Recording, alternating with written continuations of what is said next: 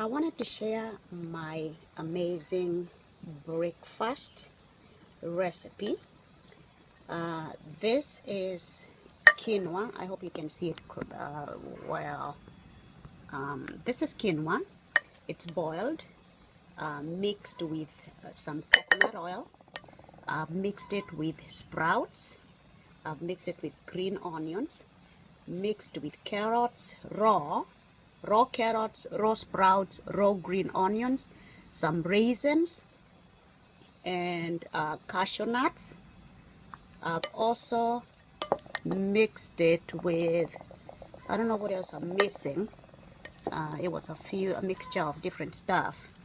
Now, with this, quinoa is known to be the best source of protein from a vegetable. It's a vegetable that has the best protein in it. So you're getting almost everything. And so with that, you just make a serving. And my side today is a soup. I don't know how you can see that good. This is a soup. It is made of raw watercress, and I boiled squash, put some squash soup, and I blended the two.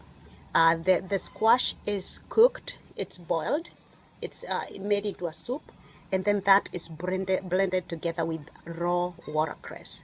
That makes an amazing breakfast right there. Okay, dokie. Hope you like this.